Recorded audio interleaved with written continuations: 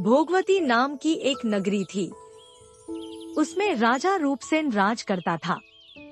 उसके पास चिंतामणि नाम का एक तोता था। एक दिन राजा ने उससे पूछा, हमारा ब्याह किसके साथ होगा? तोते ने कहा, मगध देश के राजा की बेटी चंद्रावती के साथ होगा। राजा ने ज्योतिषी को बुलाकर पूछा तो उसने भी यही कहा।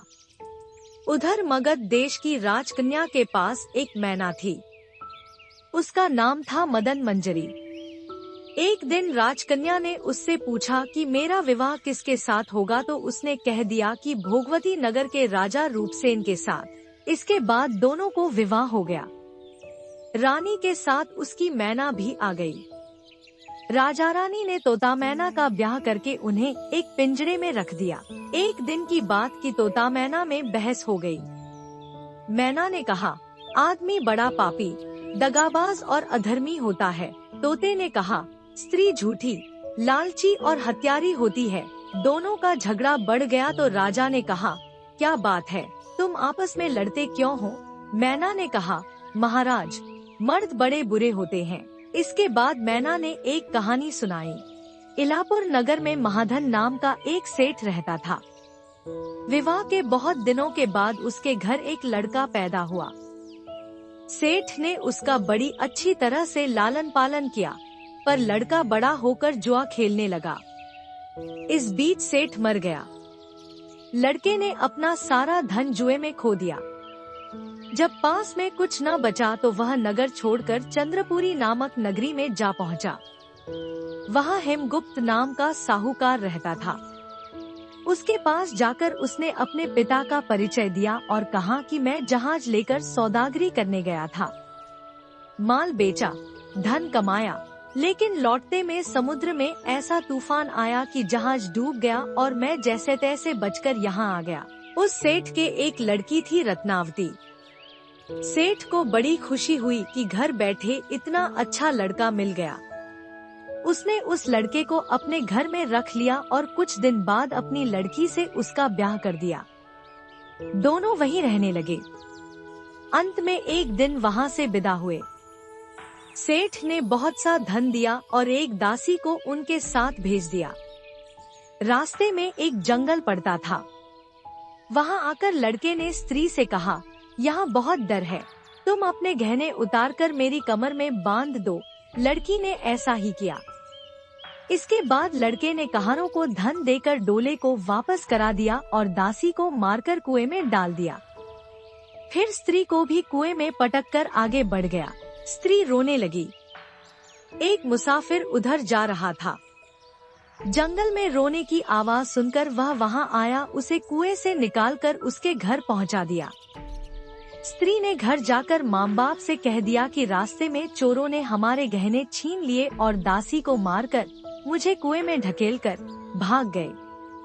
बाप ने उसे ढाढ़स बंधाया और कहा कि तू चिंता मत कर, तेरा स्वामी जीवित होगा और किसी दिन आ जाएगा। उधर वह लड़का जेवर लेकर शहर पहुंचा। उसे तो जुए की लत लगी थी।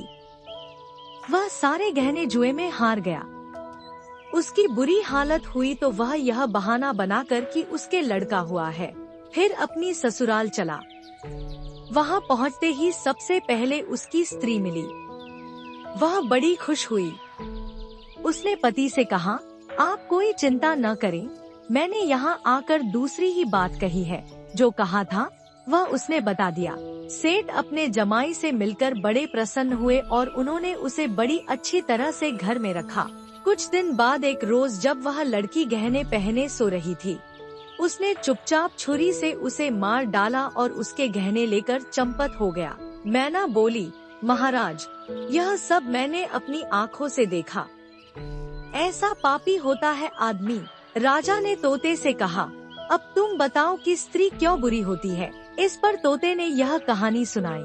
कंचनपुर में सागर दत्त नाम का एक सेठ रहता था। उसके श्रीदत्त नाम का एक लड़का था। वहाँ से कुछ दूर पर एक और नगर था, श्री विजयपुर। उसमें सोमदत्त नाम का सेठ रहता था। उसके एक लड़की थी, वह श्रीदत्त को ब्याही थी। ब्याह के बाद श्रीदत्त व्यापार करने परदेश चला गया। 12 बरस हो गए और वह न आया तो जयश्री व्याकुल होने लगी। एक दिन वह अपनी अटारी पर खड़ी थी कि एक आदमी उसे दिखाई दिया। उसे देखते ही वह उस पर मोहित हो गई। उसने उसे अपनी सखी के घर बुलवा लिया। रात होते ही वह उस सखी के घर चली जाती और रात भर वहां रहकर दिन निकलने से पहले ही लौट आती। इस तरह बहुत दिन बीत गए। इस बीच एक दिन उसका पति परदेश से लौट आया। स्त्री बड़ी दुखी हुई, अब वह क्या करे। पति हारात का था। जल्दी ही उसकी आंख लग गई और स्त्री उठकर अपने दोस्त के पास चल दी। रास्ते में एक चोर खड़ा था। वह देखने लगा कि स्त्री कहाँ जाती है। धीरे धीरे वह सहेली के मकान पर पहुंची। चोर भी पीछे पीछे गया। संयोग से उस आदमी को सांप ने काट लिया था और वह मरा पड़ा था। स्त्री ने समझा सो रहा है। वहीं आंगन में पीपल का एक पेड़ था जिस पर एक पिशाच बैठा यह लीला देख रहा था। उसने उस आदमी के शरीर में प्रवेश करके उस स्त्री की नाक काट ली और फिर उस आदमी की देह से निकलकर पेड़ पर जा बैठा। स्त्री रोती हुई अपनी सहेली के पास गई। सहेली ने कहा कि तुम अपने पति के पास जाओ और वहां बैठकर रोने लगो। कोई पूछे तो कह देना कि पति ने नाक काट ली है, उसने ऐसा ही किया। उसका रोना सुनकर लोग इकट्ठे हो गए। आदमी जाग उठा। उसे सारा हाल मालूम हुआ तो वह बड़ा दुखी हुआ। लड़की के बाप ने कोतवाल को खबर दे दी। कोतवाल उन सबको राजा के पास ले गया।